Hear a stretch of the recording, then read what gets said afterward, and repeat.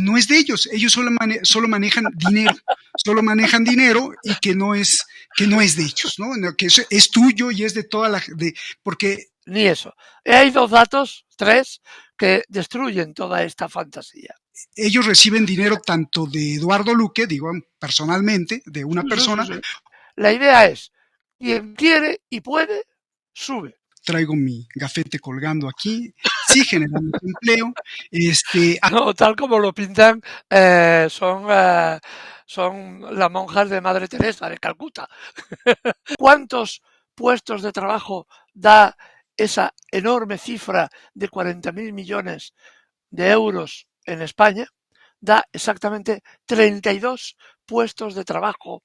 Es lo que ha dado BlackRock en Madrid. De los consejos de administración de las empresas, ni en la política de... Solo que hay un pequeño problema. Este señor Larry Fink tiene como costumbre, es una costumbre muy divertida, él no influye en política. Eso dice él. Entonces, este conjunto lo llamamos la trama. Vamos a preguntar quiénes son los amos del mundo. Los amos del mundo, aquellos que no los vemos, pero que controlan los flujos de energía. Ese flujo de energía llamado dinero que mueve al mundo.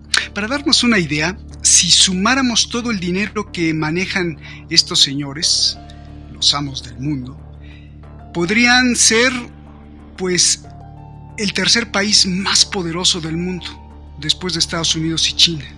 Así nada más de simple. El negocio que tienen y que manejan podría ser el tercer país. Aunque no es lo mismo comparar activos fijos con Producto Interno Bruto. Sin embargo, si sumáramos todo, ese sería, para darnos una idea a grosso modo, el poder que tienen Estados Unidos y China, y el tercer país, los amos del mundo. Logramos detectar qué es lo que venden ellos. Y más allá de los productos que venden ellos, queremos empezar con esta biografía de una de las ejecutivas más importantes de los amos del mundo. Los amos del mundo no se llaman así, tienen un nombre. Ahora nos los va a decir Eduardo Luque. Pero esta que va usted a ver, o que tú vas a ver ahí, es la biografía o lo que piensa o lo que siente una de las ejecutivas de esta corporación que son los amos del mundo. Eso es justamente lo que venden. Eso es lo que vende su corazón. Eso es lo que siente su corazón. Eso es lo que son en esencia. Cómo está ligada, si ustedes lo ven lentamente, van a detectar cómo está ligada la idea de felicidad con la idea de éxito y fuerza, pero fuerza económica. Cómo ligan la fuerza física con el éxito financiero. Y entonces ahí deviene el triunfo del ser humano. Quizá ahí esté el grave problema. Entenderlos es el comienzo. Soy Roberto Lamadrid, esto es Detrás de la Razón y estos son Los Sábados con Eduardo Luque. Comenzamos.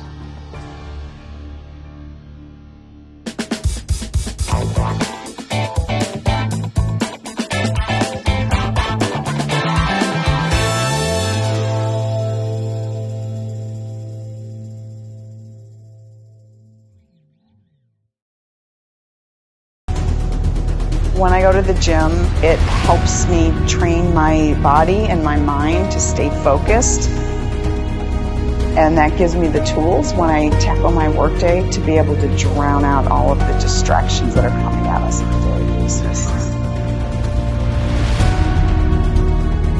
I'm Carrie King. I'm the Global Deputy CIO of Fundamental Equities. In Fundamental Equities, we are domain experts that dig deep to find companies with real value. When our conviction in a company's fundamentals and future are strong, we're able to look past market trends and market volatility and turn that into opportunity. And we're always focused on the long term. And that allows us to be comfortable to wait out any kind of storm that might be affecting the markets. You can't escape the noise of any given day, but you can ground yourself, you can see through it, and focus on the long term. It's that conviction.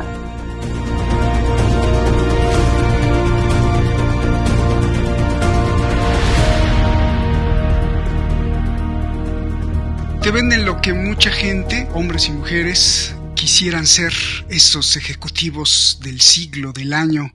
Y si se fijan en las imágenes, todo está bonito, todo está bien hecho. La oficina, todo está bien diseñado, hay pan, hay café. Pero no hablan de cómo ser mejor ser humano, cómo atender las necesidades de nuestros hermanos, los humanos. No hablan de cómo mejorar las sociedades, cómo hacer que la balanza en la igualdad y equidad de los seres humanos esté pues en un equilibrio, ¿no? Hablan de esa ferocidad de ir y de prepararse para la tormenta y para estar perfectamente preparados para que los mercados sean controlados por uno mismo y entonces se eleven como águilas. Y Eduardo me dirá, Eduardo, ¿qué tal? ¿Cómo estás? Si esas águilas en realidad no son buitres. ¿Quiénes son los amos del mundo, Eduardo? Vamos a comenzar. Ponle nombre a los amos del mundo. Este que podría ser el tercer país por la suma de todos los capitales que maneja, que solo podría ser derrocado por China o por Estados Unidos. Eduardo Luque, los sábados con Eduardo Luque. Es un placer siempre recibirte. Adelante, Eduardo, te escuchamos. ¿Que quiénes son los amos del mundo? Pues esos que tú mismo estábamos viendo. BlackRock es uno de estos amos del mundo, pero no es el único. Estos amos del mundo, como esas muñecas, las matrioscas, estas muñecas rusas, que hay una, después dentro hay otra que es más pequeñita y otra que es más pequeñita. Esto funciona así. Los amos del mundo, digamos, la empresa a lo mejor más visible es BlackRock. Tiene una capitalización, es decir, capital que acumula en estos momentos en torno a 9,48 billones, con B, de miles de millones de dólares. 9,48 billones de dólares. Pero no es la ama del mundo, es la que más se conoce, ¿no? Después hay otra que está dentro de ella, pero que a su vez es más grande que ella y le sirve de parapeto a la primera, que se llama Real Estate, que tiene otros 8, y pico billones de miles de millones. Y después está otra en ello que se llama Vanguard.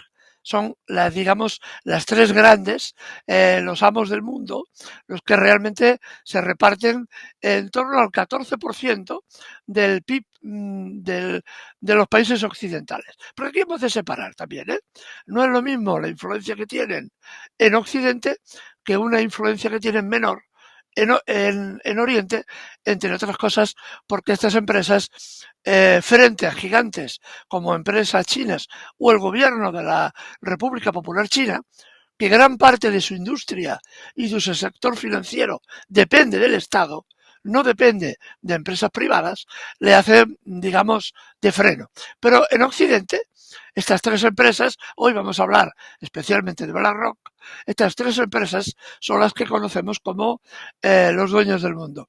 Y tú hablabas de un águila que se levantaba. No. En Occidente las conocemos como fondos buitre, porque son eso, son fondos económicos buitre. ¿A qué se dedican?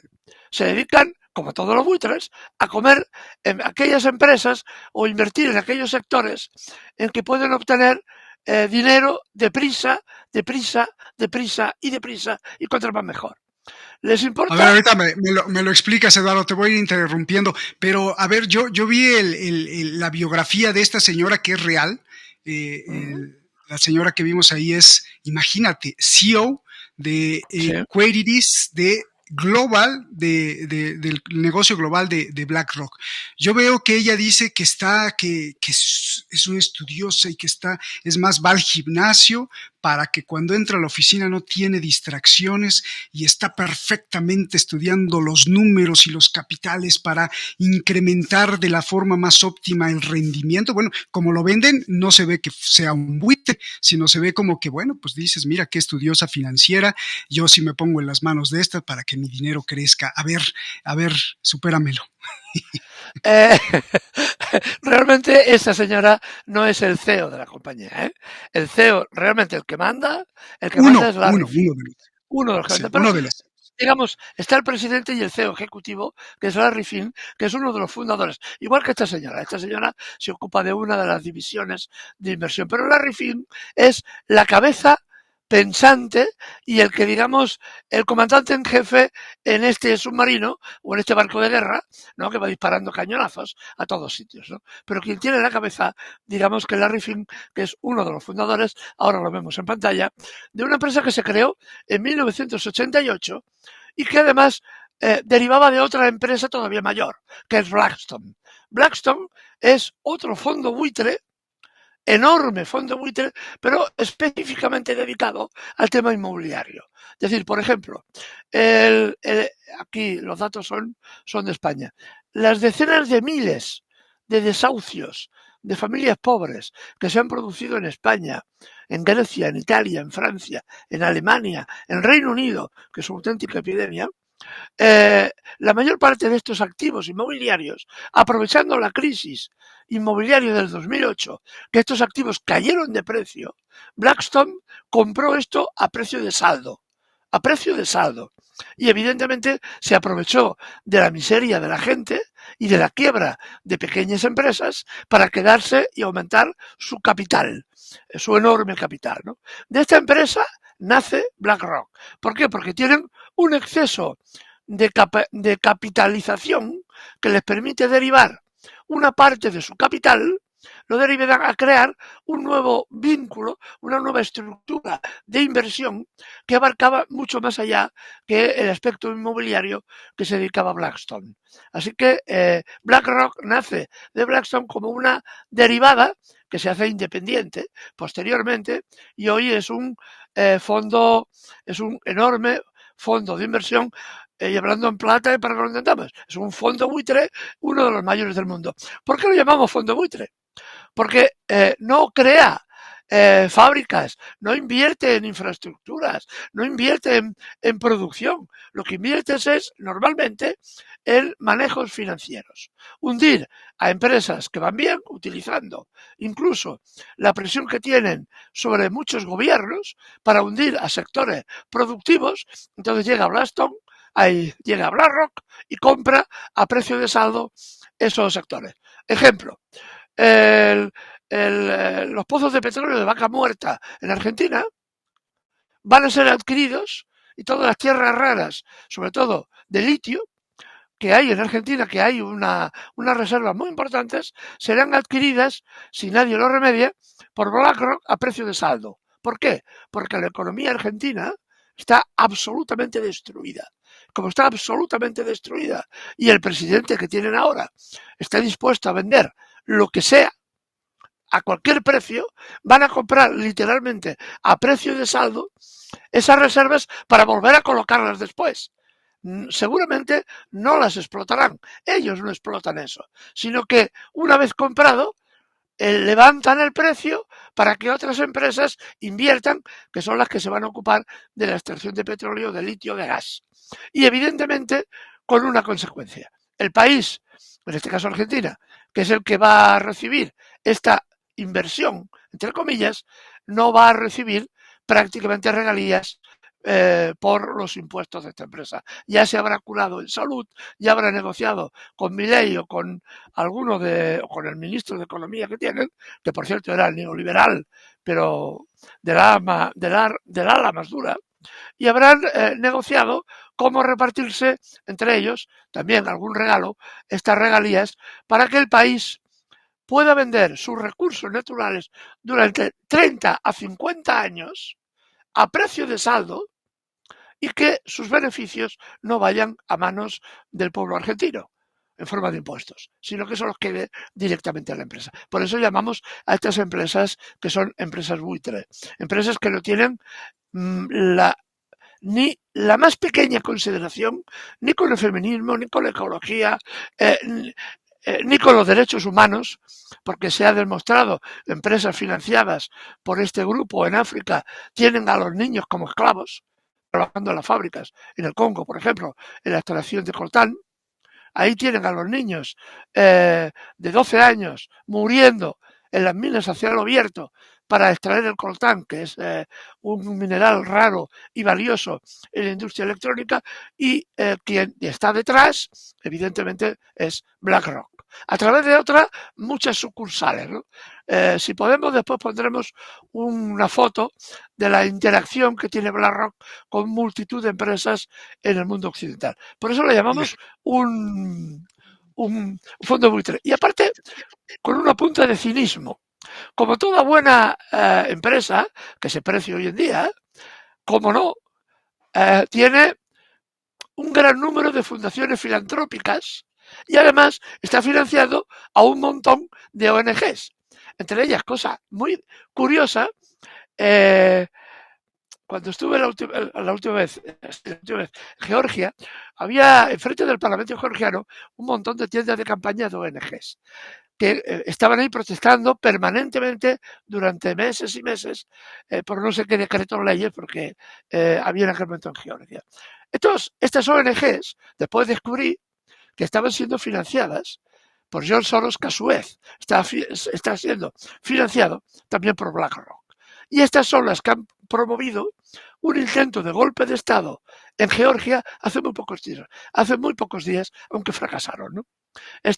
Así que estas empresas, además de todo, son tan caritativas y tan buena gente que crean fundaciones filantrópicas y ONGs que se dedican a hacer política. No ayudar a la gente más necesitada, sino a ver cómo hacen caer el gobierno, que es lo que se trata. ¿Para qué?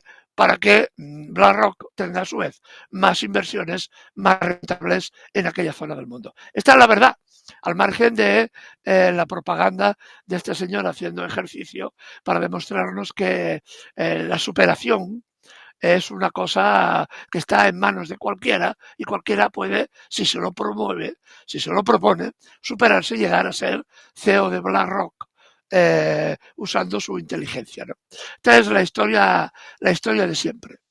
Bien, sí, qué bueno, eso me gusta mucho, Eduardo, porque pues a mí me gusta que todas estas ideas que están aterrizadas a nivel macro, que explicas muy bien, también las aterrices a nivel micro, es decir, individuo por individuo, porque le golpea mucho, sobre todo a la juventud. Veo a gente saliendo de la preparatoria o del instituto, creo que se dice allá en España, que dicen, bueno, ¿y qué voy a estudiar? Medicina o no sé qué, y muchos no, yo quiero estudiar un MBA, un máster en administración, o quiero estudiar contaduría, o quiero ser contador, o quiero ser financiero, asesor financiero, porque quiero trabajar ahí, en BlackRock o en una de esas empresas. Y esto pues justamente parte de un marketing, parte de un lavado también de cerebro, de una forma de cómo concibes y cómo te hacen concebir la sociedad, empezando por esta señora que hace ejercicio, porque bueno, pues es todo un modelo de existir, es todo un modelo de felicidad, es todo un modelo de hacer a otros felices. Y justamente, pues nosotros estamos aquí para cuestionar este modelo. Antes de entrar a toda la relación que tiene como pulpo y araña, o como telaraña con muchas empresas y gobiernos, y que también nos expliques cómo se da esa interacción. A mí me gustaría, este ejemplo que ya lo he hablado en algún programa contigo, aterrizarlo aún más. A ver, aquí en la Ciudad de México hay en diferentes partes hay centros financieros. Uno de ellos está en las lomas de Chapultepec. Aquí es como los hills, ¿no? Ahí en las lomas pues hay casas ricas y son lugares pues con una actividad económica preponderante y de muy alto nivel. Y ahí hay un edificio en forma como de triángulo, así como que desafiando la gravedad, o sea, la arquitectura está muy bonita y hicieron un edificio así como que parece que se va a caer, pero le salen picos por todo, le salen 2 o 3 picos. Y abajo, si tú estás en México, pues un día te das una vuelta por ahí. Abajo, pues llega mucha gente a trabajar. No sé si sea BlackRock o no, pero me imagino que es una de esas empresas. Y entonces un día, pues ahí escuchando la conversación, vi que llegó uno de estos ejecutivos, no CEO ni nada, sino ejecutivo de cuenta de los de abajo, ¿no? Llegó en su BMW, en su BMW doble, hay un valet parking, le recibe el coche, se baja, se toma un café, hay un Starbucks por ahí, y creo que estaba convenciendo a una persona de invertir su dinero. Y le decía, y voy a ponerme un poquito como abogado del diablo, como si estuviera hablando contigo, Eduardo. Y te diría, no, Eduardo, a ver, no te equivoques. Nosotros sí generamos empleo, ve, yo soy el empleado, traigo mi gafete colgando aquí, sí generamos empleo, además nos pagan muy bien, tenemos muchas prestaciones, hasta coche nos dan, yo empecé desde abajo como mensajero aquí, y mira, ya crecí, y claro que sí, tenemos sucursales en todo el mundo. Y le decía a esta persona, por ejemplo, tienes 100 euros y tú quieres invertir tu dinero, dices, me sobran 100 euros o me sobran 1000 euros, y quiero invertirlos para que ese dinero me genere más dinero. Tienes una opción, porque yo oí esta explicación, les puedes ir al banco y ahí pones a plazo y bueno, dentro de un año tendrás 1100 euros o 1020 euros, poquito, crece poquito porque las tasas de intereses no están tan altas. Pero si me das a mí los 1000 euros, o sea, a BlackRock, pues yo con esos 1000 euros me firmas ahí, me das permiso de andar comprando acciones de riesgo y no sé cuántas cosas, los FTPS, los S, ¿no? Un chorro de cosas, y yo te puedo entregar pues 3000 euros al final del año, o hasta 5000, y si le pegamos al gordo, bueno, pues a lo mejor te entrego hasta más, ¿no? Todo es transparente, todo es transparente. Yo no sé por qué la gente nos ve como si fuéramos el demonio o los buitres, si nosotros lo único que hacemos es revolver el dinero y con ese dinero comprar cosas, acciones, no cosas, sino acciones, y entonces enriquecemos otras empresas y tú te enriqueces y de ese enriquecimiento también nosotros nos llevamos una parte. ¿Cómo desmitificas o cómo deconstruyes todo esto, Eduardo? Porque esto está en la mente de muchos jóvenes, sobre todo de muchos jóvenes, que salen de la escuela con una sed de emprendimiento, con una sed de éxito, y más si ven este tipo de comerciales, y más si ven ejecutivos como el que yo estaba viendo, que se baja bien vestido, con una camisa Hugo Boss de 200 euros, con su corbata de seda, le reciben el coche, y entonces, bueno, por mucho que tú les digas, Eduardo, los jóvenes van a decir, pues sí, Eduardo, tendrás razón, serás muy romántico, pero yo quiero esa vida. Entonces, ¿cómo deconstruye? Este es un reto para ti, Eduardo, y para todos los intelectuales del mundo que buscan el humanismo. ¿Cómo deconstruyes esto, Eduardo? Lo define todo, ¿no? Muchos son los llamados y pocos los elegidos. Muchos son los llamados y pocos los elegidos. En el caso de BlackRock, ni eso. Hay 2 datos, 3, que destruyen toda esta fantasía. El primer dato hay que tener en cuenta. La penetración de BlackRock en España es muy importante. En torno a 40.000 millones de euros son los que maneja indirectamente o directamente BlackRock en el país. ¿Saben estos chavales que acaban de salir, que quieren la emprendeduría y que se creen todas estas patrañas que les explican, cuántos puestos de trabajo da esa enorme cifra de 40.000 millones de euros en España? Da exactamente 32 puestos de trabajo. Es lo que ha dado BlackRock en Madrid. 32 puestos de trabajo. Una empresa que tiene 9,48 billones de millones de dólares da trabajo a 14.000 personas en todo el mundo. En todo el mundo. Entonces, claro, cuando hablas de estas cosas, hay que explicarles a los chavales, la realidad es esta, si uno se quiere creer, una fantasía que se crea. Y un dato más, que no es de BlackRock, pero sí es una de las sucursales de BlackRock. Porque BlackRock es tan enorme que, por ejemplo, es uno de los máximos accionistas de nada menos que Google.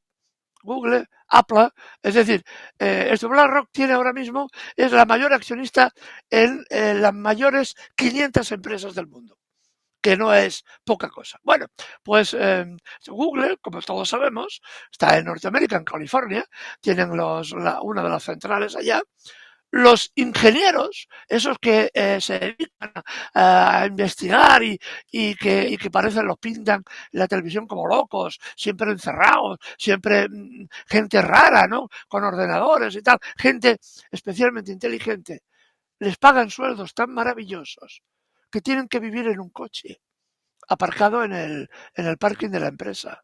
Viven en coches, no en casas, porque sí, se les paga, pero el costo de la vida es tan alto que no les da para alquilar un piso, aunque sea un cochambroso. Esta es la realidad.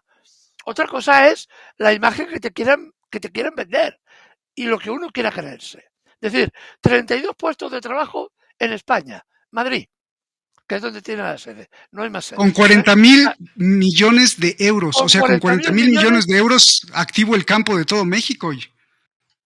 Aquí invertidos en España en diversos procedimientos. Además, en el resto del mundo, 14.000 empleados.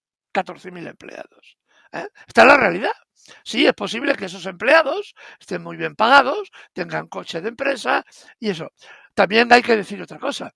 La tasa de morbilidad, es decir, la tasa de mortalidad, no que los empleados se mueran, que también, la tasa de suicidios, por ejemplo, en algunas de estas grandes empresas es terrible, terrible, porque la competición entre los propios empleados es a muerte, es brutal, ¿no?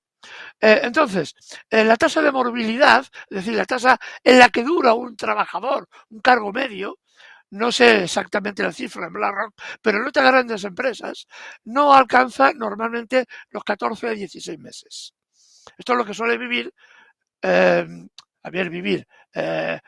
la empresa un ingeniero de Google, la media, que suelen vivir estos programadores, estos que vemos en la televisión y que pensamos que es gente tan inteligente y no sé qué, ¿no? Su tasa de supervivencia en la empresa pues llega al año y poco más, de media, ¿eh? Hay gente evidentemente que llega más tiempo y gente que llega menos. Y gente que vive en coches aparcados, porque los sueldos que pagan no es lo que dicen los que queramos. Es una auténtica epidemia, es una auténtica epidemia.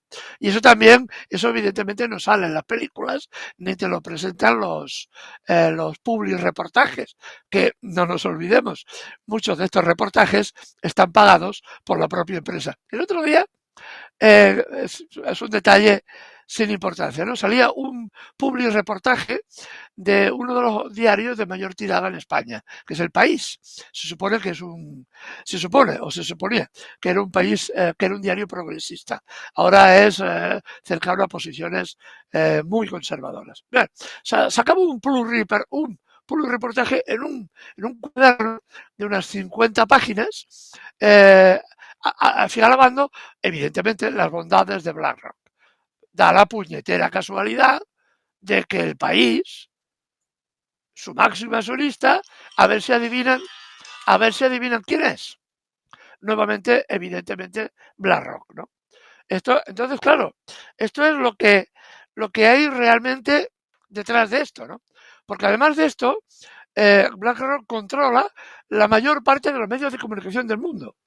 Desde Disney hasta A3 Media, hasta los grandes medios mexicanos, están controlados a la sombra por BlackRock. Así que, evidentemente, ha podido crear una imagen extendida, proyectada por todos sitios y por todos lados y a todas horas, que nos hace creer en una realidad ficticia, una realidad en la que la idea es, quien quiere y puede, sube. Lo que no te explican es otras muchas cosas, el precio de esta subida, las enfermedades que eso implica, la gente que se queda por el camino y que sobre todo estos fondos lo único que atienden es a la rentabilidad de su consejo de administración, que es el que realmente interesa. Les importa un garete también hasta los empleados, porque total, para los que tienen, tampoco es que hagan gran cosa con eso. Oye, solo dos cositas, antes de que también nos expliques el nivel de discrecionalidad que tienen, porque no son así como los países árabes o como el jeque o como Bin Salman, que tiene todo el lujo, así, bueno. Antes de eso, dos cositas. En YouTube hay un canal que sería como la antítesis de esto, como el antítesis de Eduardo Luque, y creo que está patrocinado por Google o por BlackRock, en donde sale un analista y dice que, me quedé viéndolo un ratito y me dice, pero hay un bulo, hay un mito, hay un engaño en todo el mundo, así dice, de que BlackRock es el amo del mundo. Lo dice así, de que BlackRock es el amo del mundo. Y no es cierto, dice. Les voy a explicar bien qué hace BlackRock, y entonces da toda la explicación de qué hace BlackRock, y dice, para desmitificar lo que ellos dicen, que es un mito, que no son los amos del mundo, que pues que el dinero no es de ellos, que en realidad tú vas y les das tu dinero para que lo muevan, pero ese dinero sigue siendo tuyo y no es de ellos. Ellos solo manejan dinero y que no es de ellos, ¿no? Que es tuyo y es de porque ellos reciben dinero tanto de Eduardo Luque, digo personalmente, de una persona, o de una empresa, o de un colegio, o incluso de un gobierno entero, también reciben dinero. Ellos, cualquier persona, vengan, pero que no es de ellos y que además no se meten en el consejo de administración o las presidencias de las empresas que también tanto manejan el dinero como invierten en ellas, que ellos simplemente manejan. Entonces, yo vi ahí pues un error, porque dije, sí, bueno, pero también sabemos que con las ganancias que generan estos señores, ellos también compran acciones y son accionistas. Por ejemplo, uno de los mayores accionistas, el mismo BlackRock, aparte de manejar el dinero de otra persona que invierte en tal o cual empresa, pues ellos, por ejemplo, tienen el 6 o casi hasta el 10% de Alphabet, y Alphabet pues es el dueño de Google, de YouTube, entonces pues no nos hagamos tontos. Dime si estoy bien o estoy mal. Y esto de que no se meten ni en la política de los consejos de administración de las empresas, ni en la política de los países, pues ya me dirás tú. Y entonces ahora sí, vía libre para que nos expliques y pongas también el gráfico. Adelante, Eduardo. No, tal como lo pintan, son las monjas de Madre Teresa de Calcuta. Esos señores son las monjas de Madre Teresa de Calcuta, de buenos que son, y están aquí para salvarnos, y están aquí para acompañarnos e indicarnos por dónde tienen que ir nuestras inversiones. Solo que cuando de hecho, Larry Fink se le dice y se le conoce como el Larry Fix, el que arregla las cosas. Si tú tienes un problema, llamas a Larry Fix, o sea, el dueño de BlackRock o el CEO, y él te arregla las cosas. O sea, has dado en el clavo, Eduardo. Son los que arreglan las cosas. A ver. Sí, efectivamente. Solo que hay un pequeño problema. Este señor Larry Fink tiene como costumbre, es una costumbre muy divertida. Él no influye en política. Eso dice él. Pero cada año hace una carta que hace pública, la explica, y con la cual señala a los dirigentes políticos donde tiene inversiones. Imaginemos en el caso de Pedro Sánchez, en el caso del presidente Macron en Francia, ¿no? La carta que dirigió en el 2024 hablaba de la necesidad de ampliar las pensiones privadas. ¿Por qué? Porque el crecimiento demográfico no era suficiente, no habría suficiente gente que cotizara para poder pagar las pensiones de los que ahora están jubilados, etcétera, etcétera. Y esta carta no produjo ningún efecto político, solo que Macron reformó las pensiones en Francia y le costó una pérdida de popularidad enorme, con manifestaciones absolutamente monstruosas en Francia, porque la gente no quería la reforma de pensiones, no de Macron, sino de BlackRock, que era el que estaba detrás, el que con su carta le decía a los presidentes: tenéis que hacer esto, porque si no, retiro la inversión, me la llevo a otro sitio, porque lo hacen cada 2 por 3 y el país tiene una crisis. En el caso español hizo exactamente lo mismo. Es decir, amenazó a Pedro Sánchez. Bueno, no es que no es necesario ni que le amenacen, ¿no? La primera visita que hizo Macron al exterior fue igual que la que hizo Pedro Sánchez también al exterior cuando tomó posesión del cargo uno como presidente de la República y el otro como primer ministro, ¿no? Y la primera visita que fueron a hacer fue al CEO de BlackRock, al señor Flink. Fueron a explicar cuáles eran sus objetivos en política económica y a ver si el CEO de esta empresa le daba el visto bueno. Ahora, por ejemplo, hace pocos días, un ministro español, que además se supone que era de izquierdas, el ministro de Industria, hablaba de que, alborozado, de que BlackRock iba a invertir 60.000 millones de euros en el país, ¿no? Estaba alborozadísimo porque eso es mucho dinero, eso no sé qué. Primero está por ver si llegan, que eso es una cuestión, ¿no? Es decir, que ese es el poder político que tiene BlackRock. Cuando dice voy a invertir o no voy a invertir, los políticos pues se cuadran y saludan, ¿no? Porque además muchos de ellos están mentalizados en esa misma idea. Repiten a nivel de gobierno esa idea general de que sálvese quien pueda, ¿no? En el fondo, ¿no? Porque lo que hace Macron, lo que hace Pedro Sánchez, lo que hace el canciller Schulz, que también es un fiel discípulo de toda esta mentalidad, es en el fondo quieren eliminar el Estado a la mínima expresión, es decir, a la mínima expresión que quede el Estado limitado a la policía y al ejército. ¿Por qué? Porque hay que mantener el orden público como sea, a golpetazos o matando a la gente. Eso es lo que importa. Eso es una de las tesis que, por ejemplo, en Argentina se estaban desarrollando. La idea de un Estado mínimo reducido a la mínima expresión.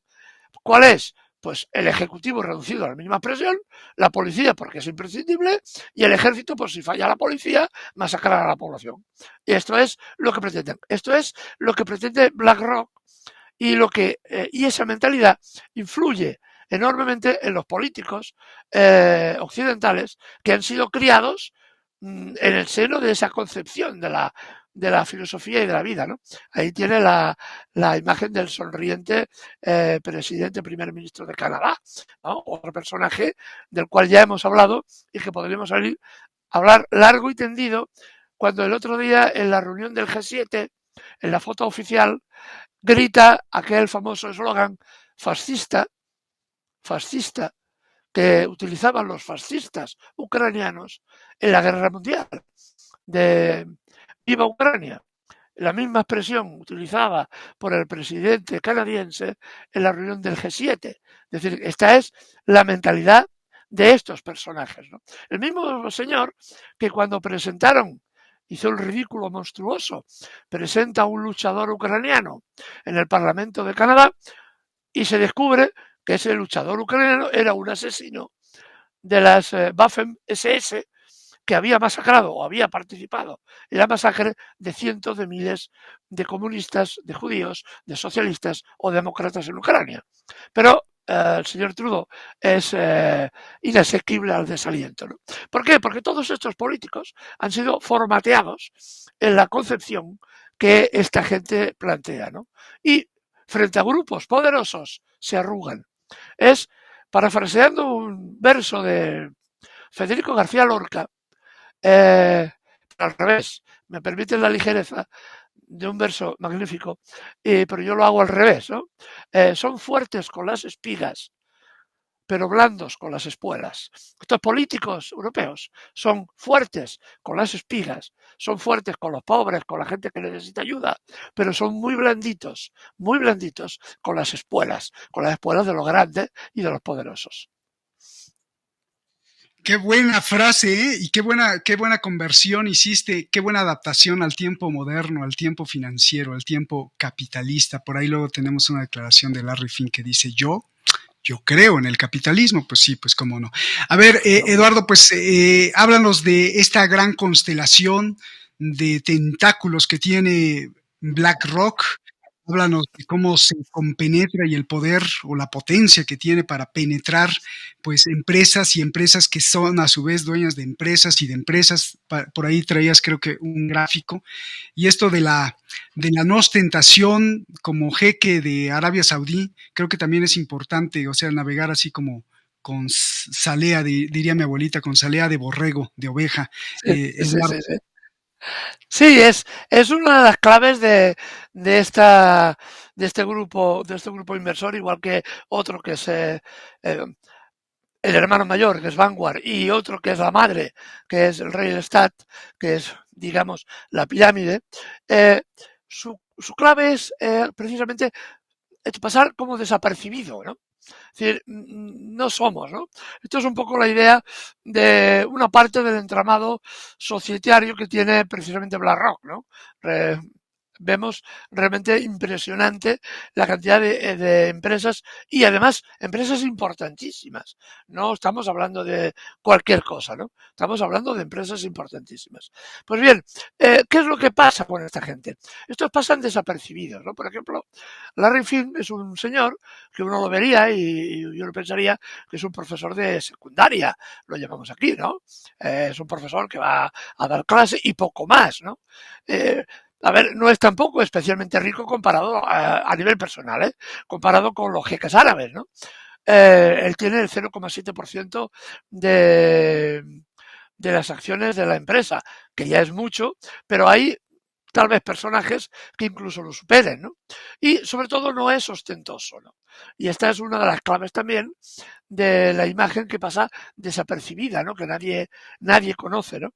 Claro, no es un jeque árabe que enseña el váter de oro, y además es verdad, que se hace hacer en un palacio de aquello de las mil maravillas, y como no saben dónde gastarse el dinero, pues los baños y los váteres son de oro, ¿no? En fin, ir a hacer un pis en un baño de oro debe ser un plus, no sé, no me cabe en la cabeza, ¿no? Pero está en la realidad, ¿no? Son gente más modesta en apariencia, pero que cambian la modestia por el enorme poder que tienen. Es un dato relevante que ha pasado ayer o anteayer. Salía un senador de Estados Unidos, un senador, parece que era Louis Grant, me parece que se llama, me falla la memoria, pero lo que quedaba claro era que era su lenguaraz era inversamente proporcional a su inteligencia. Contra más hablaba, más tonto realmente se mostraba, ¿no? Este señor llega a decir había trabajado para la compañía y trabaja para la compañía dentro del Congreso de los Estados Unidos, pues decía que cómo iba a ser que la guerra en Ucrania se perdiera porque Ucrania tenía 17 billones de millones de dólares en riqueza, en minerales estratégicos, tierras raras, en petróleo, en trigo, y eso no se lo vamos a dejar ni a los rusos ni a sus amigos chinos. Eso tiene que ser para BlackRock y Occidente. El orden que puso fue este, BlackRock y Occidente. Es decir, supongo que se cubrió en fin, el argumentario. Pero esta empresa, por ejemplo, que ellos dicen que no se meten en política y son tan buena gente, son los que están sosteniendo la guerra en Ucrania. ¿Por qué la sostienen? Porque han hecho inversiones en Ucrania BlackRock enormes. Compró antes de iniciar la guerra con Bayer, que es la otra gran empresa también que se ha dedicado especialmente a la compra de tierras en Ucrania, compraron gran parte de las tierras en Ucrania. Pensando que las podrían poner en rentabilidad inmediatamente y porque el gobierno de Zelensky en los primeros meses cuando estaba en el poder y aún no había comenzado la guerra, pues se las regalaba con tal de que a Zelensky también y a los que lo rodeaban, evidentemente se lo gratificaran de alguna forma, ¿no? Entonces, compró gran parte de la tierra ucraniana, hizo inversiones, no se sabe bien la cifra, pero que pueden suponer 200.000 millones de dólares. ¿Y ahora qué se encuentra? Claro, que Rusia avanza. La tierra que supuestamente iba a ser suya, ya no va a ser suya. Va a ser de las tropas que la ocupen. Y esto para BlackRock representa un grave problema, un quebranto económico no menor. no solamente por la pérdida de dinero, sino por la pérdida de prestigio internacional. Porque hay otros fondos que también se pelean con ellos, ¿eh? No son los únicos. Hay otros fondos que están peleándose. Y fijaos esto yo hablo, bueno, yo te hablo de tú y a los espectadores también, ¿no? Fijaos el cinismo que en medio de la guerra, en agosto, del año 22, cuando ya se había iniciado la guerra en Ucrania, BlackRock presenta a Gazprom, que es la gran multinacional del petróleo y del gas ruso, un proyecto de explotación conjunta de pozos de petróleo y de gas en Rusia. E imagínense el cinismo de la empresa, ¿no?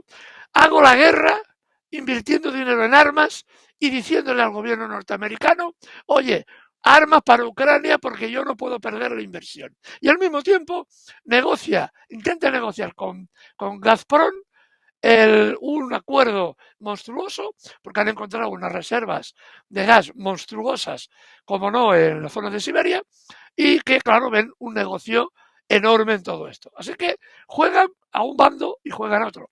La inversión en Gazprom no funcionó. Evidentemente, quien va a tomar cartas en el asunto al sancionar a Gazprom, realmente lo que ha hecho BlackRock es pegar un tiro también en el pie, como han hecho los gobiernos europeos, y lo que va a pasar a continuación será que tras la guerra serán las empresas chinas, las empresas iraníes o de Arabia Saudita las que inviertan con Gazprom en explotar los pozos de petróleo y de gas que hay en Siberia, ¿no?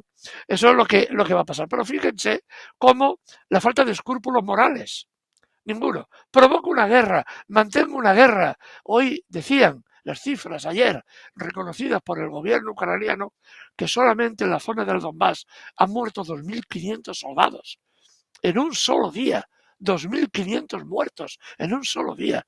Y esto es todo para que esta empresa y otras muchas sigan manteniendo el negocio y esperen a ver si ganan una guerra o negocian con los ganadores para llevarse una tarta del pastel, ¿no?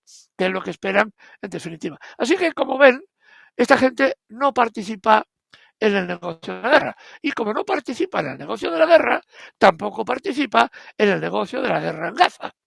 Porque evidentemente en Gaza Israel tiene como objetivo varios. Dos que veamos simples, ¿no? La aniquilación de la población palestina, por un lado, y otro que ya hemos comentado aquí, los grandes pozos de gas y petróleo que hay en la costa libanesa y en la costa palestina, en territorio palestino, que si Israel los ocupa, finalmente quedarían para Israel y se despojaría a los palestinos que son suyos, ¿no? Bien, ¿quién es la empresa que está invirtiendo en los pozos de petróleo y quiere invertir para la extracción de gas y petróleo en esa zona? Obviamente BlackRock. ¿Y a quién está apoyando BlackRock? ¿A los palestinos o a los israelitas? Nuevamente utiliza los márgenes políticos que tiene, habla con los políticos norteamericanos, tanto Trump como Biden, y le dicen, a ver, ¿cuánto por apoyar la campaña electoral? Ah, yo 15, yo 20, sí, yo te doy 15.000 millones, 20.000 millones, lo que sea, para la campaña electoral. Pero a cambio quiero que Israel gane la guerra en Palestina, me da igual cómo, y que los pozos de petróleo los explote la Shell, que es una empresa norteamericano-inglesa que evidentemente también está accionada por BlackRock, ¿no? Así que estas hermanitas de la caridad, pues como digo, no se meten en política ni se meten en guerras. Eso no. Ellos solo se dedican a coger el dinero de los pobres pensionistas.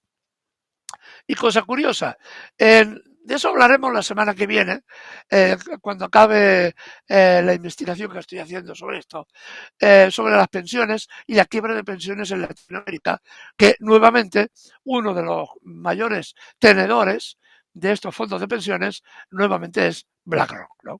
Es decir, que eso ya hablaremos más adelante, pero también es una cosa muy interesante, porque eso que dicen, no, es que yo solo cojo el dinero y ya está, y si lo quieres, me lo pides y te lo devuelvo. Mentira. Normalmente este dinero desaparece y ya se encargan después los políticos comprados de desarrollar leyes que digan las FTS, los grandes fondos de inversión de cada país, resulta que no se podrá retirar el dinero porque hay una ley que lo impide. BlackRock dice, yo no sé nada, pero evidentemente se va al presidente de turno, como por ejemplo en Colombia antes de Petro, y le dicen, oye, los fondos de pensiones ni tocarlos, quiero una ley que los blinde. Así que quien quiera, cuando tenga la edad que se establezca, que se lleve lo que le toque, menos de lo que le toque. Pero que nadie se le ocurra, estando joven todavía, tirar de ese dinero para usarlo para otras cosas. Ese dinero es mío. Así que esa es la verdad.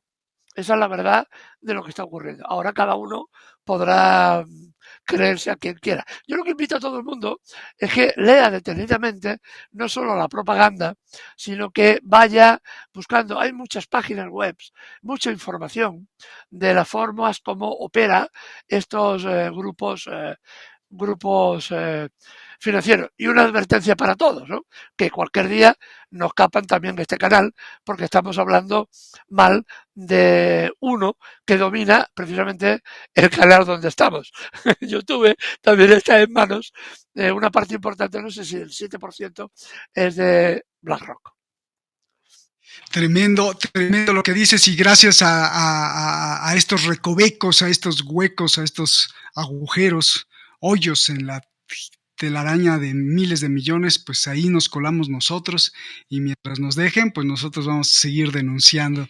Oye, Eduardo, ¿qué más se nos escapa? Porque este tema es gigantesco. ¿Qué otros puntos importantes hay que decir? Y además, no sé si nos gustes explicar un poquito el gráfico este que nos mandaste y que pusimos, a ver si lo podemos volver a poner para que Eduardo, pues una explicadita ahí y si se puede aumentar, de hacerle un zoom también para que nos diga, bueno, qué es este enjambre de cosas y de empresas, y nos des unos ejemplos, Eduardo, por favor.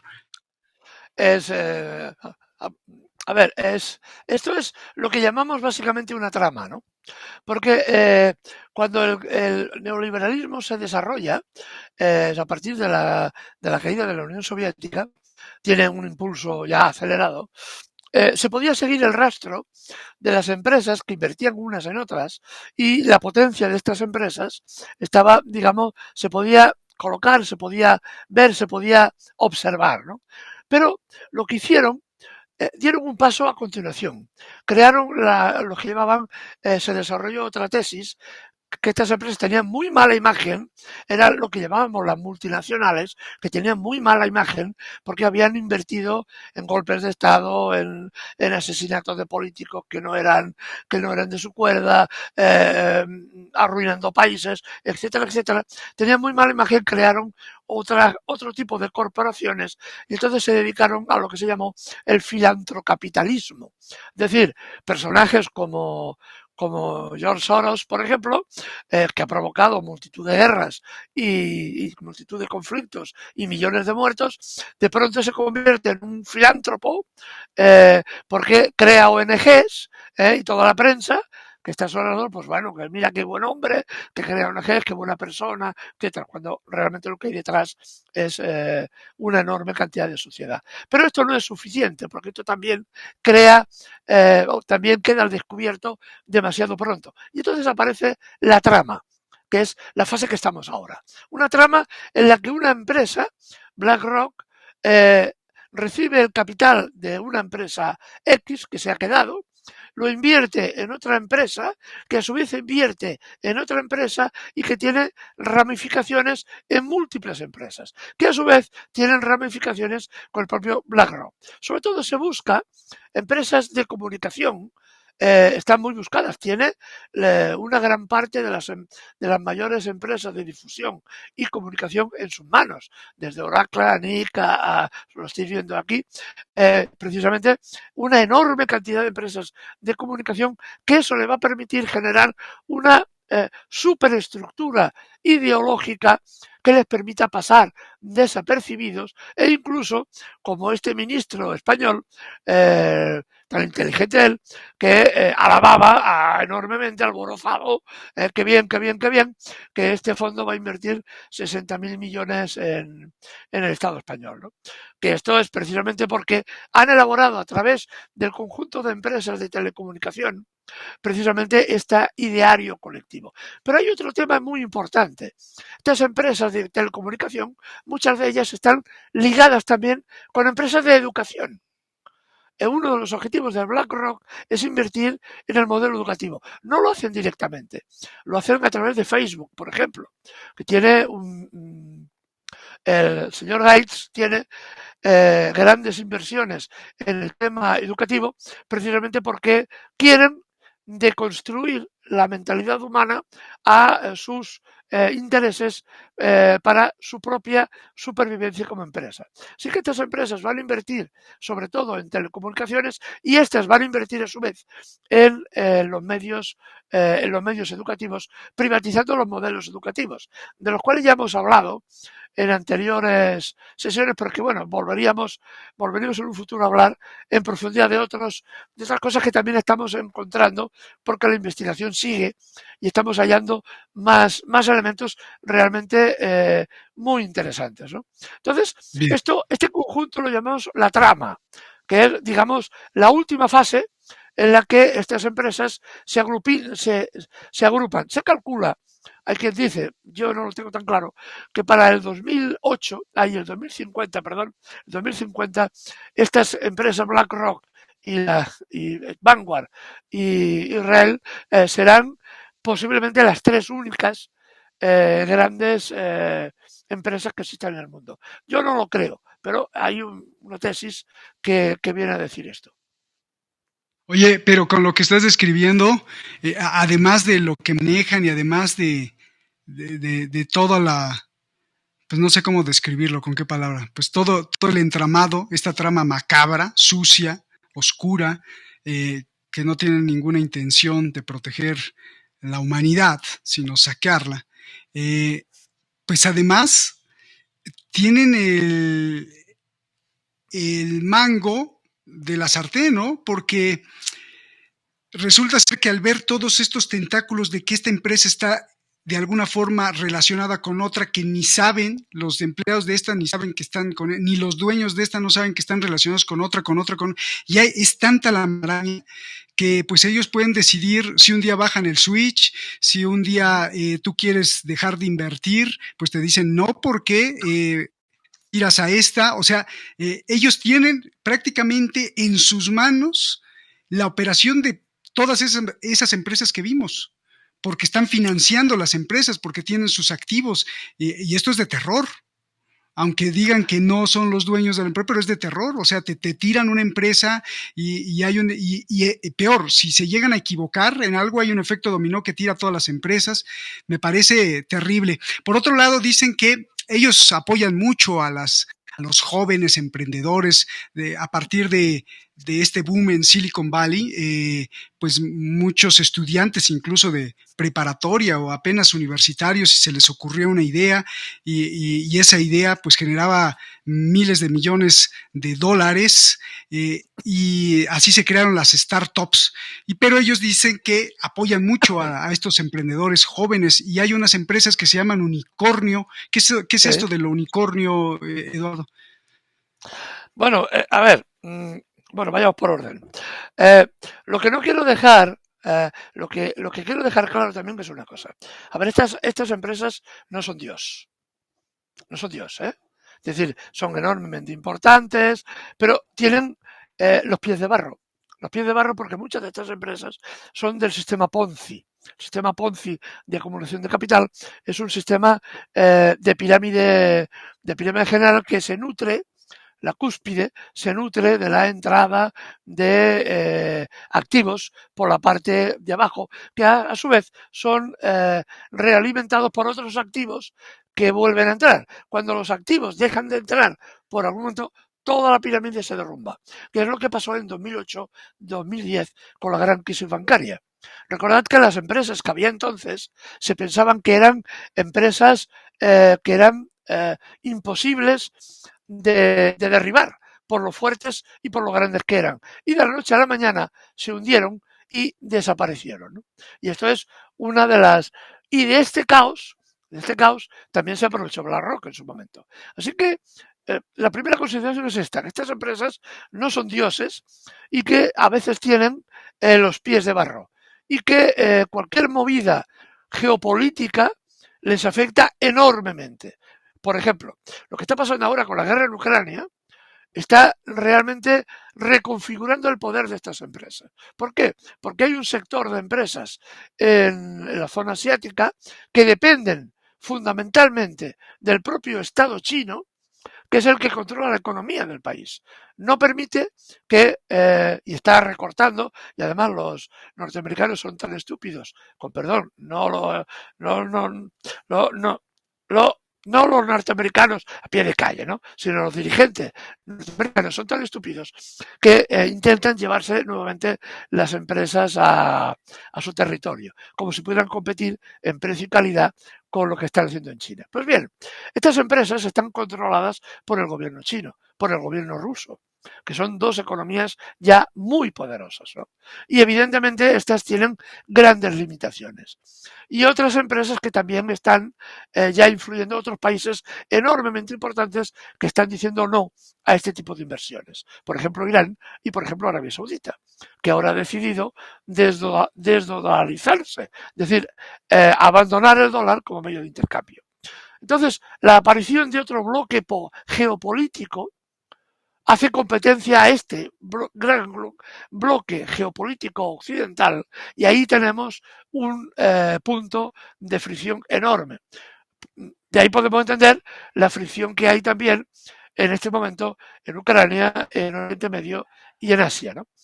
Precisamente por el enfrentamiento entre grandes bloques económicos, uno occidental, BlackRock y otras compañías añadidas, que se enfrenta al poderío de la producción china. Con un agravante, BlackRock no es una empresa que produzca nada, produce billetes que en un momento dado de una crisis de sobrevaloración del dólar va a tener enormes problemas porque al no producir nada, lo único que hacen es intercambiar papeles, el dólar, sabemos que hay mucho más dólares producidos que riqueza que se atesora. Por lo tanto, tendrán problemas en un futuro y no tardaremos mucho en verlo, ¿no?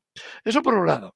Es decir, que no son empresas dioses y además en esos registros de los que tú hablas vemos como políticos con carácter y con fuerza, cuando saben hacerlo y cuando responden a los intereses de su población, se colocan y les hacen daño.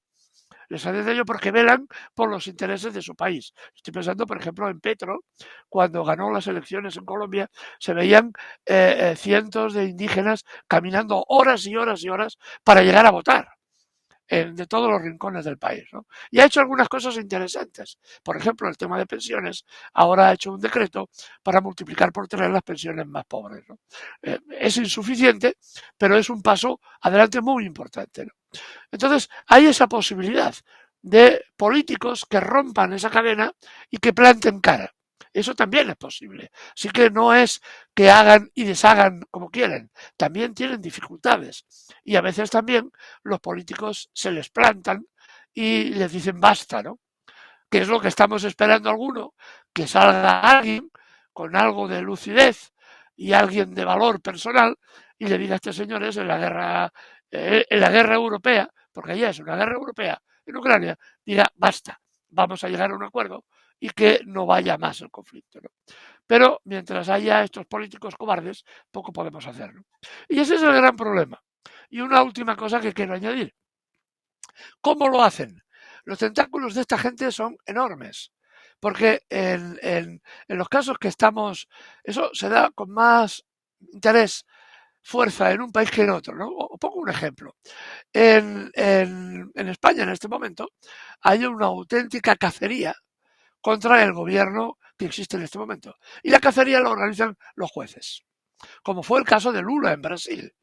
Los jueces corruptos llevaron a la cárcel a Lula fue 2 años o 3 años, para posteriormente reconocer que los jueces que lo habían condenado habían delinquido ellos mismos y ahora están siendo penados, están siendo investigados, ¿no? ¿Por qué? Porque BlackRock y otros fondos de inversión lo que hacen es crear escuelas legislativas, crean universidades para jueces, para fiscales, para todo el entramado judicial y, digamos, se les recompensa, a lo mejor no con dinero, no es necesario, pero se les recompensa con determinados privilegios para que accedan a la carrera judicial. Así que cuando hay un gobierno que no me interesa, llamo al juez de turno, que ya lo conozco, que se había estudiado en mi universidad o era amigo de un amigo que yo conozco, o en definitiva, oye, mira, Manuel, ¿cuánto por esta sanción? ¿Cuánto por investigar a la mujer del presidente por lo que ha hecho? Y el juez hará o deshará, ¿no? Esto por un lado. En el término judicial va por ahí. En el término legislativo todavía son más brutos. No es necesario. El Europarlamento aprobó en 2019 el Plan Paneuropeo de Pensiones Privadas. Lo hizo como un reglamento a última hora, el último día de la legislatura, forzó la votación y salió a la luz unos supuestos papeles de Soros, uno más de los que están en la cadena de BlackRock, hablando de los papeles de Soros, que de los 720 europarlamentarios, algo menos había en aquel momento, de los 700 europarlamentarios que había en aquel momento en el Parlamento Europeo, 280 estaban en nómina de George Soros. 280. Estaban en nómina o bien eran susceptibles de que, agradeciéndolo, votar las leyes que a él le interesaban. Es el método que tienen para introducirse en los parlamentos, ¿no? Fuera bueno investigar las conexiones entre los parlamentarios de los parlamentos francés, español, de Reino Unido, la Duma no hablemos ya, la Duma ucraniana no hablemos, etcétera, etcétera, y sus conexiones con empresas que están ligadas a BlackRock. Y por último, están los ejecutivos, están los gobiernos. Hay varios métodos. Primero, formatearlos en las universidades de esta gente, por ejemplo, el caso de Canadá, del premier canadiense, o bien, en otros casos, sencillamente compran deuda pública. Es decir, en el caso español, BlackRock tiene 14.000 millones de deuda pública. Si esa deuda pública la coloca en el mercado, la vende, aunque sean pérdidas, provoca un crack económico dentro de este país del que nos costaría sacar la cabeza mucho, ¿no? Que es otra fórmula de presión. Igual que comprar la deuda, tiene comprada una parte muy importante de la deuda de Reino Unido y Francia, ¿no? Y no hablemos de la deuda alemana, ¿no? O la italiana, que la italiana ya es un caso patológico, ¿no? Pero bien, esta es la realidad, esta es la fórmula, las 3 fórmulas. Hay más sutilezas, yo lo explico muy, muy vasto, ¿no? Pero es mucho más sutil todo esto, ¿no? Pero son los métodos que BlackRock no influye en política, no influye en los parlamentos, no influye en la economía y no influye en los presidentes de los gobiernos. Excelentísima exposición. Los fondos unicornio, las empresas unicornio son estas que crecen rápido y quizá ya no tengan futuro, pero que producen mucho dinero, ¿verdad? Las que ayudan a los jovencitos. Hombre, esa es la idea. Son empresas que antes de entrar en bolsa ya tienen un capital de 1.000 millones. Porque han desarrollado una... No es poca cosa, ¿eh? Pero claro, son empresas que generan una enorme rentabilidad muy rápida, tienen una curva exponencial, por eso se llama, parece un unicornio, ¿no? Un cuerno, ¿no? Y la caída es igualmente rápida, igualmente rápida que la subida. Suben muy rápido y se desploman igual de rápido, ¿no? Por eso se le llama empresas unicornio. Ahí lo que hace BlackRock es esperar que esta empresa tenga poca capitalización, le inyecta los 1.000 millones que necesita, ve un proyecto que puede ser interesante, le quita la patente al investigador que lo ha inventado, esa también es una de las características. Yo te pago, me lo invento, yo te pago 1 millón por este invento, por esta app que has hecho.